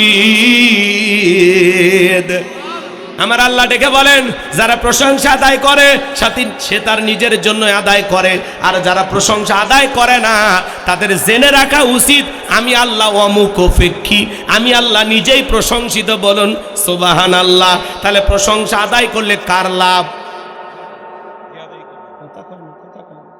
কথা বুঝতেছেন? যে প্রশংসা আদায় করবে তার লাভ। প্রশংসা আদায় করলে বান্দার লাভ, আল্লাহর কোনো লাভ নাই। প্রশংসা আদায় না করলে বান্দার লস, আল্লাহর কোনো লস নাই। তাম পৃথিবীর মানুষগুলো যদি একত্রিত হয়ে আল্লাহকে আল্লাহ বলে ডাক দেয়, আমার আল্লাহর সম্মান মর্যাদা বাড়ে না। তাম পৃথিবীর মানুষগুলো যদি একত্রিত হয়ে আল্লাহকে আল্লাহ বলে না ডাক দেয়, আমার আল্লাহর সম্মান মর্যাদা কমে না। আপনি ডাকলেও আমার আল্লাহ আল্লাহ, না ডাকলেও আমার আল্লাহ আল্লাহ। 5 বছর পরে ভোট দেয়া নির্বাচন করে আল্লাহ হয় না। কথা বলেন। আপনি ডাকলেও আমার আল্লাহ আল্লাহ, না ডাকলেও আমার আল্লাহ আল্লাহ। ডাকলে বান্দার লাভ, আল্লাহর কোনো লাভ নাই। না ডাকলে বান্দার লস, আল্লাহর কোনো লস নাই। লাভ ক্ষতি যা বান্দার। কথা ক্লিয়ার? কেন আল্লাহর শুকরিয়া আদায় করবেন না, এটা হলো জবাব। কেন আদায় করবেন না শোনেন, তাফসীরুল কোরআন মাহফিল লিখছেন না, শুধু এই শুকরিয়ার তাফসীর যদি করা হয় 3 দিন লাগবে, 3 দিন, তাও শেষ হবে না। এত কথা একটি আয়াতের ভিতরে আছে। আল্লাহু আকবার কোন। একটু অপেক্ষা করেন। কষ্ট হচ্ছে নাকি আপনাদের? কেন আল্লাহর শুকরিয়া আদায় করবেন না? আপনি যেদিন মায়ের গর্ভ থেকে পৃথিবীর জমিনে আসছিলেন বাজার, বলেন তো শরীরে কোনো পোশাক ছিল? এই যে পোশাকটা পরে আছেন, কে দিয়েছে? কে দিয়েছে? লজ্জা লাগে? একটু জোরে বলেন না, আল্লাহ। একটু ভালোবেসে ডাক দেন, কে দিয়েছে? তাহলে মায়ের পেট থেকে জন্ম নেওয়ার সময় আমি যেদিন দুনিয়াতে আসছি, আমার শরীরে কাপড় পর্যন্ত ছিল না। আজকে যে হাজার হাজার টাকার কাপড় পরে আছেন, কে দিয়েছেন? এই যে এত বড় হয়েছেন, কে লালন পালন করছে? কি মনে করেন? একটু অপেক্ষা করেন, সামনে গেলে বুঝতে পারবেন হচ্ছে হুজুর কি বুঝাইতে চাচ্ছে। আজকে আপনাকে আল্লাহ তাআলা এত নিয়ামত দিয়েছে, এত কিছু দিয়েছে, তারপরে আপনি আল্লাহর শুকরিয়া আদায় করেন না। কেন আদায় করেন না? আপনি এই পৃথিবীর জমিনে একটু হিসাব করে দেখেন, এক সময় আপনার পকেটে 5 টাকাও ছিল না, আজকে আপনি লক্ষ লক্ষ টাকার মালিক, কে দিয়েছে? এক সময় আপনার নামে 1 শতক জমিও ছিল না, আজকে আপনি কয়েক বিঘা জমির মালিক, কে দিয়েছে? আপনার ফুলফকিরা বাজারে কেউ চিনতো না, আপনি ওখানে একটা দোকান দিয়ে ব্যবসা করতেছেন, আলহামদুলিল্লাহ। এখানে দোকান দেওয়ার জন্য অনেকে স্বপ্ন দেখে। আপনি মালয়েশিয়া প্রবাসী, সৌদি আরব প্রবাসী, বিদেশে যান, লক্ষ লক্ষ টাকা ইনকাম করেন, অনেক মানুষ আপনার এই অবস্থানে দেওয়ার জন্য স্বপ্ন দেখে। অতএব নিজের অবস্থানে থেকে আল্লাহর শুকরিয়া আদায় করা লাগবে। আমি কৃষিক্ষেত্রে কাজ করি, আলহামদুলিল্লাহ। রিক্সা চালাই, ভ্যান চালাই, আলহামদুলিল্লাহ। আমার একটা ছোটখাটো ব্যবসা প্রতিষ্ঠান আছে, আলহামদুলিল্লাহ। আল্লাহ আমারে বিদেশে নেয়, আমি বিদেশে এসে ইনকাম করি, আলহামদুলিল্লাহ। এক কথায় নিজেকে আল্লাহ তাআলা যেখানে রেখেছেন আর আমার যতটুকু অবস্থান, নিজের অবস্থানে থেকে আমি শুকরিয়া আদায় করব। কথা বলেন, নিজের প্রসঙ্গ এদিকে খেয়াল করেন, নিজের অবস্থানে থেকে যদি শুকরিয়া আদায় করেন, আল্লাহ তাআলা আপনার অবস্থানটাকে আরো পরিবর্তন করে দেবেন। কত মানুষ দেখেন না বাজান, রেল স্টেশনে ঘুমাইতেছে মাথার তলে ইট দিয়ে, তার চাইতে কি আপনি ভালো নাই? আপনার তো একটা ঘর আছে, হোক না মাটির ঘর, হোক না টিনের ঘর, ঘুমানোর একটা খাট আছে, মাথার তলে দিয়ে একটা বালিশও আছে। আল্লাহর এমনও বান্দা জমিনে আছে যে মাথার তলে ইট দিয়ে ঘুমায়। কথা বলেন, তারা ওই রেল স্টেশনে পড়ে থাকা মানুষের চাইতে কি আপনি ভালো নাই? রাস্তাঘাটে কত যাযাবর পলিথিন দিয়ে ঘর বানায় থাকে, তার চাইতে আপনি ভালো নাই? কেন আল্লাহর শুকরিয়া আদায় করবেন না? এই মুহূর্তে কত মানুষ হাসপাতালের বেডে শুয়ে কাতরাইতেছে, এই মুহূর্তে কত মানুষ দুনিয়া ছেড়ে বিদায় নিয়ে গেল, এই মুহূর্তে এই গ্রামেও দুই একজন মানুষ বিছানায় শুয়ে কাতরাইছে, মাহফিল আসার ভাগ্য হয়নি, তার চাইতে আপনি ভালো নাই?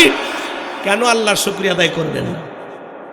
পা থেকে মাথা পর্যন্ত আল্লাহ তাআলা দেহের ভিতরে কোটি কোটি টাকার নিয়ামত দিয়েছে। পৃথিবীর কোন হাট বাজারে এরকম একটা আঙ্গুল কিনতে পাওয়া যায়? এরকম একটা চোখ কিনতে পাওয়া যায়? কে দিয়েছে? এত সুন্দর করে কে সৃষ্টি করছে? এই যে কথা যে বলতেছেন, বলার সুযোগ কে দিয়েছে? আর রহমান আল্লামাল কোরআন, খলাকাল ইনসান আল্লামাহুল বায়ান। আল্লাহু আকবার! আরেকটু জোরে বলেন আল্লাহু আকবার! পারস্যের কবি শেখ সাদী রহমতুল্লাহ আলাইহি, পায়ের মধ্যে জুতা নাই, মনটা বড় খারাপ। আমি পারস্যের এত বড় কবি আর আমার পায়ে এক জোড়া জুতা নাই। পথ চলতে চলতে তাকায় দেখেন আল্লাহর এমন একজন বান্দা জমিনের মধ্যে বসে আছে যার দুইটা পা নাই। মুহূর্তের মধ্যে সিজদায় লুটিয়ে পড়লেন, চোখের পানি ছেড়ে দিয়া কান্না করতে লাগলেন আর দেখে বলে, আল্লাহ, পায়ের মধ্যে জুতা নাই তাই মন খারাপ করছি।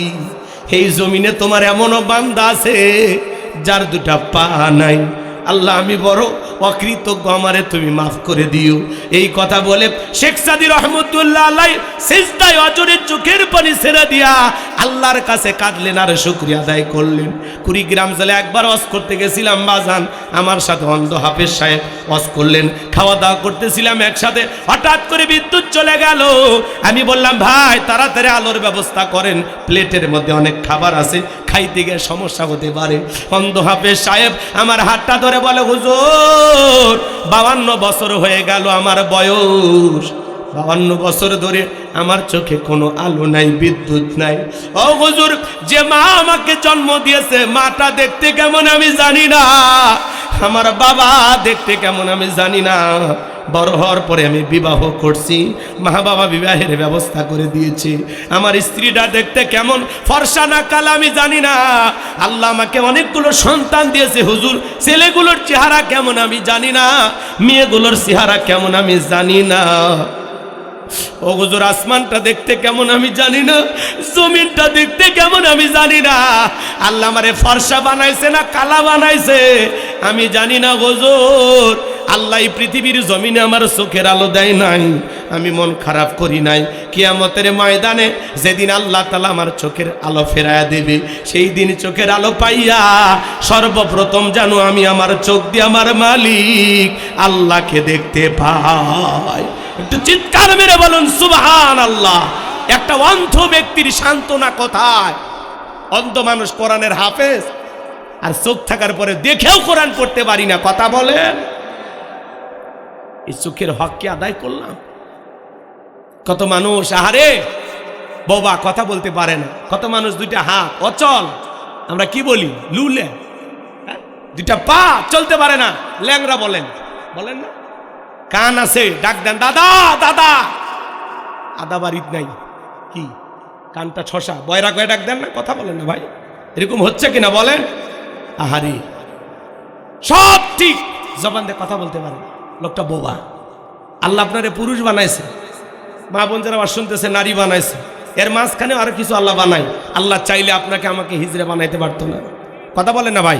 রাস্তায় যে লোকটা ভিক্ষা করে, আল্লাহ চাইলে ওই জায়গায় আপনাকে আমাকে বসায় দিতে পারতো না? তাহলে কেন আল্লাহর শুকরিয়া আদায় করবেন না? কিশোরগঞ্জে ওয়াজে গেছিলাম, এক লোক হাওয়াই মিঠা বিক্রি করতো গ্রামে গ্রামে ঘুইরা। সেই লোককে আল্লাহ 150 বিঘা জমির মালিক বানাইছে। লোকটা হাত ধরে কাঁদে আর বলে, হুজুর কয়েক বিঘা মসজিদ মাদ্রাসায় দিয়ে দিছি, আমি এক সময় 3 বেলা খাইতে পারতাম না, আল্লাহ আমাকে 150 বিঘা জমির মালিক বানাইছে, কয়েকবার আমি হজ করছি। তাহলে দেখেন আল্লাহ আপনাকে কোন অবস্থান থেকে কোথায় নিয়ে আসছে, একবার শুধু তাকায় দেখেন যে আল্লাহ তাআলা আপনাকে কত নিয়ামত দিয়েছে। কেন আল্লাহর শুকরিয়া আদায় করবেন না? যতটুকু দিয়েছে ততটুকু পেয়ে শুকরিয়া আদায় করতে হবে কার? আরো জোরে বলেন কার? মুসা আলাইহিস সালামের এক উম্মত ডেকে বলে, পয়গম্বর সম্পদ এত বাইরে গেছে, আল্লাহরে বলবেন কোন আমল করলে সম্পদ কমে যাবে, এই আমলের কথাটা আপনি জেনে আসবেন। মুসা আলাইহিস সালাম তুর পর্বতে আল্লাহর সাথে কথা বললেন। এক পর্যায়ে আল্লাহ বললেন, পয়গম্বর কিছু জানার আছে? বলে, হ্যাঁ, আমার এক উম্মত জানতে চায়, তার নাকি অনেক সম্পদ হয়েছে, সে একটু সম্পদ কমানোর আমল জানতে চায়। আল্লাহ বলে, তোমার উম্মতকে জানায় দাও, সে যেন কম কম আমার প্রশংসা আদায় করে, কম কম শুকরিয়া আদায় করে। উম্মতের সাথে দেখা হয়ে গেল, ডেকে বলে, পয়গম্বর আল্লাহ তাআলা আমার ব্যাপারে কিছু বলেছেন? বলে, হ্যাঁ বলেছে, আপনি একটু কম কম আল্লাহর শুকরিয়া আদায় করবেন, তাহলে আপনার সম্পদ কমে যাবে। উম্মত ডেকে বলে, পয়গম্বর আপনি আল্লাহর নবী হয়ে কেমনে এই কথা বললেন যে আল্লাহ তাআলা আমার এত নিয়ামত দিয়েছে, এত ভালো রেখেছে, কেন সে আল্লাহর প্রশংসা আদায় করব না? আজ থেকে আমি আরো বেশি বেশি করে আমার আল্লাহর শুকরিয়া আদায় করব। ওই লোকটা যখন বেশি বেশি করে আলহামদুলিল্লাহ বলতে লাগলেন, আগের চাইতে আল্লাহ তাআলা তার সম্পদকে দ্বিগুণ বানায় দিলেন। বলুন সুবহানাল্লাহ। এই জন্য আল্লাহ রাব্বুল আলামিন বলেন, লা ইন শাকারতুম লা আযীদান্নাকুম ওয়া লা ইন কাফারতুম ইন্না আযাবি লাশাদীদ। আল্লাহ বলেন, নিয়ামত পাওয়ার পরে যারা শুকরিয়া আদায় করে আমি আল্লাহ তাদের নিয়ামতগুলোকে বাড়ায় দেই, আর যারা নিয়ামত পাওয়ার পরে না শুকরিয়া আদায় করে অকৃতজ্ঞ হয়, আমি আল্লাহ তাদের নিয়ামতগুলোকে ছিনায় নেই। চিৎকার মেরে বলুন নাউজুবিল্লাহ। শুধু নিয়ামত ছিনায় নেই না, তাদের জন্য কঠোর আযাব শাস্তির ব্যবস্থা আছে। জোরে বলেন নাউজুবিল্লাহ। তাহলে সব সময় প্রশংসা হবে কার? সুখে থাকলে প্রশংসা হবে কার? দুঃখে থাকলে প্রশংসা হবে কার? আপনারা সবাই কেমন আছেন? অনেকে যখন জিজ্ঞাসা, চাচা কেমন আছে? গরিবের থাকা না থাকা হুজুর, কোনো মতে দিনকাল যাচ্ছে, আলুর দাম নাই, ব্যবসা বাণিজ্য খুবই খারাপ, গরিবের দিন হুজুর কোনো মতে আছে আলহামদুলিল্লাহ। মানে সেই 7 মাথা 3 মাথা রাজা বিরাট স্বর্গসি পানি তোলা ফুল ফকিরিয়া সব ঘুরে আসে, তারপরে আলহামদুলিল্লাহ। কথা কন না কেন? জবাই হইতেও রাজি। কথা বলেন ঠিক কিনা? সেই মুসলমান এই আওয়াজ দিলে চলবে না। কথা বলে ঠিক কিনা? হ্যাঁ, যদি মুসলমানেরা আওয়াজ দেয়, বাতিলেরা লুঙ্গি পরার টাইম পাবে না। কথা বলে ঠিক কিনা? এজন্য আওয়াজ দিলে পুরুষের মতো দেন, লা ইলাহা ইল্লাল্লাহ। জোরে লা ইলাহা ইল্লাল্লাহ, জোরে।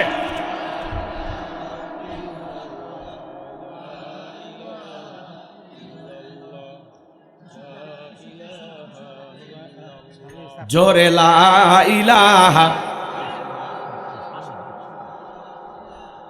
ইল্লাল্লাহ। জোরে লা ইলাহা। যার সামনে যতটুকু ফাঁকা আছে পূরণ করে বসেন। দাঁড়ানো ভাইরা বসেন, যারা দোতলায় বসেছেন বসেন বসেন। বুঝতে পারছি মাটির আসন ভাল লাগতেছে না, ঠিক আছে তোমরা ওই পাকার উপরেই বসো। তাও বসো ভাতিজা, বসো, দাঁড়ায় থাকো না, বসো বাবা। লা ইলাহা ইল্লাল্লাহ। জোরে লা। যার দিলে আছে আমার আল্লাহর ভয়, যার মনে আছে আমার আল্লাহর ভয়, আল্লাহ আল্লাহ সব সময়। আহার নিদিরা ভালো লাগে না এই দুনিয়া, ভালো লাগে না, ভালো লাগে শুধু ইল্লাল্লাহ। লা ইলাহা ইল্লাল্লাহ। জোরে লা।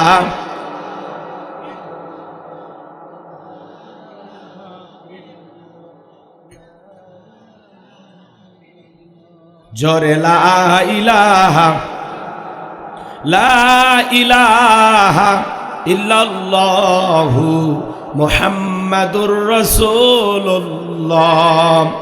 জবান সে এক বাক্যে পড়ছি সাল্লাল্লাহু আলাইহি ওয়াসাল্লাম।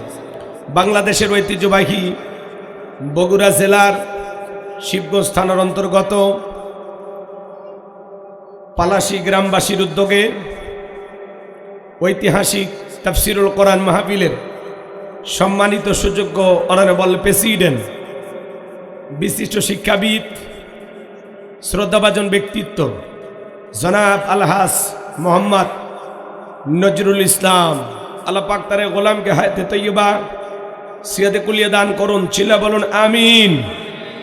আজকের প্রোগ্রামে আমন্ত্রিত ওলামা ইকরাম কথা বলে ধন্য করেছেন হাফেজ মোহাম্মদ ফেরদাউস আলম, কথা বলেছেন হাফেজ মুফতি মাওলানা মোহাম্মদ মুস্তাকিম বিল্লাহ। সকল আলোচকের আলোচনা আল্লাহ পাক দ্বীনের জন্য, ইসলামের জন্য, কোরআনের খেদমতের জন্য কবুল করুন, চিল্লা বলুন আমিন। মাহফিল পরিচালনায় মাওলানা মোহাম্মদ আলহাজউদ্দিন, প্রিয় ভাইকে আল্লাহ পাক হায়াতে তৈয়বা সিয়াদে কুলিয়া দান করুন, চিল্লা বলুন আমিন। মঞ্চ উপস্থিত সম্মানিত ওলামা ইকরাম, সামনে বসা পিতৃ সমতুল্য মুরব্বী বাবাজিরা, কলিজার টুকরা প্রাণপ্রিয় যুবক ভাইয়েরা, ছোট্ট ছোট্ট সোনামানিকেরা, পর্দার আড়ালের সম্মানিত অবলা সরলা আবেদা সালেহা খাতিজা ফাতেমার উত্তরসূরি আমার মা ও বোনেরা, প্রশাসনের সম্মানিত পুলিশের ভাইয়েরা, ডিবির ভাইয়েরা, জাতির বিবেক প্রিয় সাংবাদিক বন্ধুগণ, বিভিন্ন রাজনৈতিক দলের সম্মানিত নেতা কর্মী ভাইয়েরা, সবাইকে নিয়ে মহান রবের দরবারে সিজদা অবনত চিত্তে কালিমাতুশ শুকুর আদায় করে পড়ছি আলহামদুলিল্লাহ। হয় নাই কৃপণতা অলসতা দূর করে মুসলমান হিসাবে সিংহের মতো বাঘের মতো গর্জন করে জিহুব্বা টানারাইয়া শরীরে সবটুকু শক্তি প্রচার করে চিৎকার মেরে বলুন আলহামদুলিল্লাহ। পরুন রব্বানা লাকাল হামদ হামদান কাসীরান তাইয়িবান মুবারাকান ফি। লক্ষ কোটি দরুদ সালাম মানবতার শ্রেষ্ঠ বন্ধু বিশ্ব নবী, বিশ্ব নেতা, যে নবী আইয়ামে জাহিলিয়াতের যুগ আগমন করে অসভ্য মানুষদেরকে সভ্য বানিয়েছেন, অভদ্র মানুষদেরকে ভদ্র বানিয়েছেন, কোরআন নামের সংবিধান দিয়া কোরআনের রাজ কায়েম করিয়া সোনালী যুগ উপহার দিয়া মদিনার পাক ভূমিতে শায়িত আছেন, সে রাসূলের প্রতি কলিজা ভরা মহব্বত নিয়ে পড়ছি দরুদ সালাম। সকলেই পড়ুন সাল্লাল্লাহু আলাইহি ওয়াসাল্লাম। সম্মানিত ভাইয়েরা, আজকের প্রোগ্রামে আসতে পেরে বসতে পেরে আপনারা খুশি না বেজার? কারা কারা বেজার দুই হাত তুলে দেখান তো দেখি। মাশাআল্লাহ, বগুড়ার মানুষ অনেক চালাক। উত্তরবঙ্গের রাজধানী হলো বগুড়া, বগুড়ার লোকেরা চালাক না হয়ে কি পারে? আজকের মাহফিল আসতে পেরে বসতে পেরে কারা কারা খুশি মুখে নিয়ে হাসি আওয়াজ দেবে বেশি? আল্লাহ নামের এমন একটি স্লোগান দেবেন, এলাকায় যদি কোনো ইসলাম বিরোধী উই পোকা, সার পোকা, তেলা পোকা থাকে, ওদের কলিজায় যেন কম্পন সৃষ্টি হয়। এমন আওয়াজ তুলতে রাজি আছেন যারা? বীর মুসলমানের মতো দুটি হাত টান টান করে তুলে দেখান তো তারা। লিল্লাহে তাকবীর, লিল্লাহে তাকবীর। আল কোরআনের আলো, আল হাদিসের আলো, দুনিয়ার মুসলিম, সারা বিশ্বের মুসলিম, আমার নেতা তোমার নেতা, আমার নেতা তোমার নেতা। লিল্লাহে তাকবীর। আল কোরআনের আলো, আল হাদিসের আলো, লিল্লাহে তাকবীর। হাত নামান। সম্মানিত ভাইরা আমার, ভূমিকায় লম্বা কথা নয়, সরাসরি মূল আলোচনায় প্রবেশ করতে চাই। কথা হবে আল্লাহর কোরআন থেকে। জোরে বলেন কোথা থেকে? যদি এই কোরআন থেকে কথা বলি কারো কোনো সমস্যা আছে? এই কোরআনের মধ্যে কোনো মিথ্যা আছে? কোনো ধোঁকা আছে? থাকবে কি করে? কিতাবটি নাজিল করেছেন কে? ভাই কথা বলা যাবে না, যুবকারে কথা বলা যাবে না। তোমাদের আওয়াজ আমার কানে আসলে আমার আলোচনা এলোমেলো হয়ে যাবে। একটু ধৈর্য ধরো বাবা। হ্যাঁ, হট্টগোল করো না, তোমরা একটু বসো বসো। প্যান্ডেলের ভিতরে অনেক জায়গা আছে, আপনারা বসতে পারেন। হট্টগোল করবেন না, আশেপাশে কেউ আওয়াজ দেবেন না। একটু নীরব থেকে আমাকে সহযোগিতা করবেন। পারবেন তো ইনশাআল্লাহ? তাহলে বলেন, কোরআনের মধ্যে কোনো মিথ্যা আছে? কোনো ধোঁকা আছে? থাকবে কি করে? কিতাবটি নাজিল করেছেন কে? সে আল্লাহ রাব্বুল আলামিন বলেন, যালিকাল কিতাবু লা রাইবা ফি। আমার আল্লাহ রাব্বুল আলামিন বলেন এটি এমন একটি কিতাব যেই কিতাবের মধ্যে কোনো সন্দেহ নাই, কোনো সংশয় নাই, কোনো মিথ্যা নাই, কোনো ধোঁকা নাই। There is no doubt. বলুন আল্লাহু আকবার। হুদাল্লিল মুত্তাকিন, মুত্তাকি বান্দাদের জন্য গাইডলাইন হিসাবে, পথ প্রদর্শক হিসাবে আসমান থেকে কিতাবটি নাজিল করেছেন কে? সেই কিতাবের আলোচনা শুনলে লাভ না লস? লাভটাকে আমার আল্লাহ জানায় দিলেন, ওয়া ইযা কুরিয়াল কুরআনু ফাসতামিউ লাহু ওয়া আনসিতু লাআল্লাকুম তুরহামুন। সূরা আরাফ আয়াত নাম্বার 204। আমার আল্লাহ রাব্বুল আলামিন জানিয়ে দিলেন, তোমাদের সামনে যখন কোরআন পাঠ করা হয়, কোরআনের আলোচনা করা হয়, চুপ করে কান লাগে মনোযোগ সহকারে কোরআনের কথাগুলো শ্রবণ করো। যারা চুপচাপ কোরআনুল কারীমের কথাগুলো শ্রবণ করবে, আমার আল্লাহ রাব্বুল আলামিন আসমান থেকে তাদের উপরে আল্লাহর রহমত বৃষ্টির মতো নাজিল করবেন। বলুন সুবহানাল্লাহ। ওয়াযাক্কির ফাইন্নায যিকরা তানফাউল মুমিনিন, সূরা জারিয়ার 55 নম্বর আয়াত। আল্লাহ ডেকে বলেন, যারা আমার মুমিন বান্দা তাদের সামনে যখন কোরআন দেওয়াজ করা হয়, কোরআন থেকে উপদেশ দেওয়া হয়, সেই কথাগুলো শোনার পরে আমার মুমিন বান্দাদের উপকারে আসবে। বলুন সুবহানাল্লাহ। তাহলে লিখেছেন তাফসিরুল কোরআন মাহফিল, আলোচনা তাফসির ভিত্তিক হওয়া দরকার আছে না নাই? এই কোরআনে যা আছে তাই শুনতে রাজি আছেন তো ইনশাআল্লাহ? চলুন আমি একটা নির্দিষ্ট বিষয় নিয়ে আপনাদের সামনে আলোচনা উপস্থাপন করার চেষ্টা করব। আল্লাহ পাক যেন তার গোলামকে কিছু কথা আপনাদের সামনে বলার তৌফিক দান করেন। চিল্লা বলুন আমিন। আমার কোনো জ্ঞান নাই, জ্ঞান দেওয়ার মালিক কে? ক্বালু সুবহানাকা লা ইলমা লানা ইল্লা মা আল্লামতানা ইন্নাকা আনতাল আলিমুল হাকিম। বলুন সুবহানাল্লাহ। জ্ঞান দেওয়ার মালিক কে? বাজান আমি কথা বলবো আপনাদের সামনে পবিত্র কোরআনুল কারীমের 31 নম্বর সূরা। সূরাটির নাম লোকমান। জোরে বলেন কি নাম? লোকমান। লোকমান নামে এলাকায় মানুষ নাই? কথা কন। মাহফিলে দুই একজন আছেন লোকমান ভাই? আলহামদুলিল্লাহ। এই যে লোকমান ভাই না, চাচা বাড়াইছে, আলহামদুলিল্লাহ। যে লোকমান নামের মানুষ পাওয়া গেছে। তো আজকে আপনাকে নিয়ে আলোচনা হবে। এদিকে খেয়াল করেন, সূরাটির নাম লোকমান। একটু জোরে বলেন কি নাম? লোকমান। বললেই সওয়াব হবে, কিন্তু কথা কি বুঝতে পারতেছেন? আমাকে কথা বলে একটু সহযোগিতা করবেন। আমি করব ওয়াজ, আপনারা দেবেন আওয়াজ, জবাব দিবেন ঠিক ঠিক। আলোচনা হবে কমপ্লিট। শ্রোতাদের স্পিরিটে বাড়ি, বক্তার হিট, আলোচনা হবে জায়গা মতো ফিট। আগে বলতাম কিছু আজ প্যান্ডেলে, কিছু আজ অ্যাঙ্গেলে। এখন আর অ্যাঙ্গেলে না, যা বলবো সব ডাইরেক্ট। কথা বলেন ঠিক কি না? অ্যাঙ্গেলে বলার দিন শেষ, ডাইরেক্ট বলার বাংলাদেশ। কথা বলেন। অলরেডি বলছি তো, বললেন না? আপনাদের স্বেচ্ছাসেবক নাই? স্বেচ্ছাসেবক আছে নাকি? সেটা আর করছি, তাদের দায়িত্ব এটা। ঠিক আছে, আমি বলছি ভাই একটু চেপে বসেন, আর যার সামনে যতটুকু ফাঁকা আছে একটু পূরণ করে বসেন। এই কথা আমি বলছি না বাজান, একবার বলা লাগবে। আমি যদি আধা ঘন্টা ধরে এখনই চা পানের ওয়াজি করি খালি, তাহলে লাইন তো ভুলে যাব। অতএব একটু সময় দেন। আর যারা শেষে আসতেছে ওদেরকে এত প্রাধান্য দিয়ে লাভ নাই, ওরা একটু পিছনেই দাঁড়িয়ে থাক। ওরা যে 2 ঘন্টা শুনবে আর গ্যারান্টি নেই। কথা কন। কারণ ক্লাসের যারা 1 নাম্বার ছাত্র তারা আগে আসে। স্যার কি বলেন? হ্যাঁ, দুর্বল ছাত্ররা ভয়ে ভয়ে পিছে আসে। তো পিছনে যারা আসতেছে ওদের নিয়ত এখনো ঠিক হয়নি। ওরা করছে গোলাম রব্বানি ওয়াজ শুরু করুক, বাড়ি বলে বাউস্তে ক্যাঙ্কা ওয়াজ করে, আগে দেখি। দেখার কিছুই নাই। এই ময়দানে 12 বছর পার হয়ে গেছে, দেখার কিছুই নাই। এখন পাকার দিকে গেছে, আর কাঁচা নাই। কথা কন না কে? পাকা শুরু হয়ে গেছে। তা রাগ কইরেন না, আমার গ্রামেও তো আমি ওয়াজ করি, আপনারা তো শুনছেন, শোনেন নাই? তো এই জন্য ওই যারা পিছে আসছে ওরা ওই চিন্তা ভাবনার ওপরই থাক। আপনারা যারা আগে আসছেন আমি তাদেরকে নিয়ে ব্যস্ত, পিছনে যারা আসছে তাদেরকে নিয়ে আমি ব্যস্ত নাই। ওনারা একটু থাক, যে কয় মিনিট শোনে শুনুক। আর অস্থির হবেন না, কেউ আমাকে বলবেন না। যদি পারেন ওই যে কার্ড নিয়ে যারা ঘুরতেছে, ভাই স্বেচ্ছাসেবক, স্বেচ্ছাসেবকের দায়িত্ব নেয়, এই জায়গায় বসে থাকলে তো হবে না। একটু লোকদেরকে বসায়া দেন, জায়গা লাগলে দিয়ে দেন, পরকায় প্যান্ডেল খুলে দেন, তারপরে আমারে আর বলবেন না। ঠিক আছে তো ইনশাল্লাহ? সূরাটির নাম লোকমান। জোরে বলেন কি নাম? মোট আয়াত আছে 34টি। জোরে বলেন কয়টি? রুকু আছে 4টি। বিশ্বনবীর মক্কার জিন্দিগিতে আল্লাহ তাআলা এই সূরাটি নাজিল করেছেন। লোকমানে হাকিম কোনো রসুল ছিলেন না, নবী ছিলেন না, ছিলেন একজন জ্ঞানী ব্যক্তি। কি ব্যক্তি বলেন? এই লোকমানে হাকিম এমন একজন জ্ঞানী ব্যক্তি ছিলেন, তিনি তার সন্তানদেরকে নিয়ে কিছু কথা বলেছিলেন, সন্তানদের মাঝে কিছু উপদেশ দিয়েছিলেন। এই কথাগুলোকে আল্লাহ তাআলার কাছে এতটাই ভালো লাগছে, আল্লাহ তাআলার কাছে এতটা পছন্দ হয়েছে যে আল্লাহ পাক তার কথাগুলোকে কোট করে কোরআনুল কারীমের ভিতরে তার নামে একটি সূরাই নাজিল করেছেন। বলুন আল্লাহু আকবার। তাহলে বলেন তো, তার কথাগুলো কম দামি না বেশি দামি? প্রয়োজনীয় কথা না অপ্রয়োজনীয় কথা?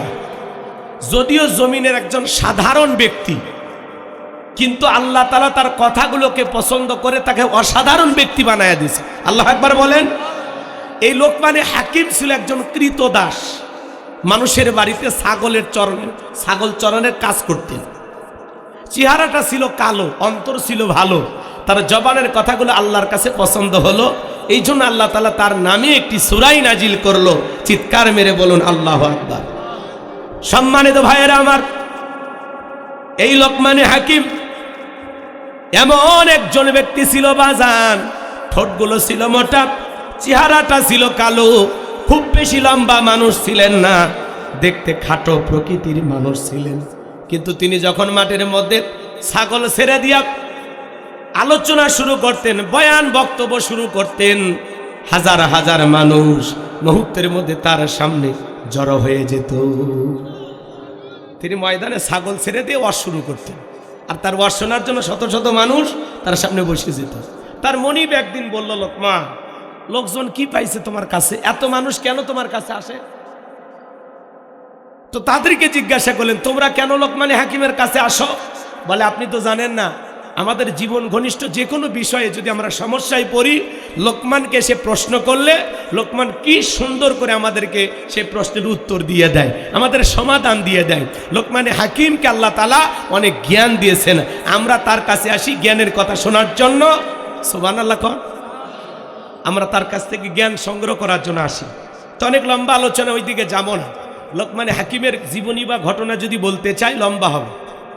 শুধুমাত্র আমরা যেখান থেকে আলোচনাটা করলে আপনার জীবনে খুবই গুরুত্বপূর্ণ যেইটা দরকার, আমি সেই বিষয়টা তুলে ধরার চেষ্টা করব। আমার কথার সাথে জবাব দেন, আপনারা কি আদর্শ বাবা হতে চান? কথা বলা লাগবে। আদর্শ বাবা হতে চান? আপনাদের সন্তানকে আদর্শ সন্তান হিসেবে গড়ে তুলতে চান? আপনি আদর্শ বাবা হবেন কিভাবে, আর আপনার সন্তানকে আদর্শ সন্তান হিসেবে কিভাবে গড়ে তুলবেন, আজকের আলোচনার মাধ্যমে সেই মেসেজটা আপনাদেরকে দেওয়া হবে ইনশাআল্লাহ। জানার দরকার আছে না নাই বলেন? আচ্ছা, আমার দিকে খেয়াল করেন। এই লোকমানে হাকিম তিনি শুধু মাঠে ময়দানে ওয়াজ করতেন না, তার ঘরে তার সন্তানদেরকে ওয়াজ শুনাইতেন। সে কথাটা আমি সামনে বলতেছি। তাহলে আমার কথা খেয়াল করবেন, আপনি আদর্শ বাবা হবেন কিভাবে, আর আপনার সন্তানকে কিভাবে আদর্শ সন্তান হিসেবে গড়ে তুলবেন, আজকের আলোচনার প্রেক্ষাপটে আপনি সেটা বুঝতে পারবেন। এছাড়াও অনেক বিষয় নিয়ে আলোচনা করা হবে। যুবক যারা আছো, নিরাশ হয়ে না। তোমরাও যুবক, আমিও যুবক, তোমাদের মনের দুঃখটা কি আমি বুঝি। তোমাদের জন্য স্পেশাল কিছু আলোচনা মাথার মেমোরিতে সেভ করা আছে, সময় মতো ডাউনলোড দিয়ে শোনায় দেব ইনশাআল্লাহ। অস্থির হয়ে না, যুবকদের আলোচনা হওয়া দরকার আছে না নাই? আমার মা বোনদের, মহিলা প্যান্ডেল আছে, আমার মা বোন যারা বসে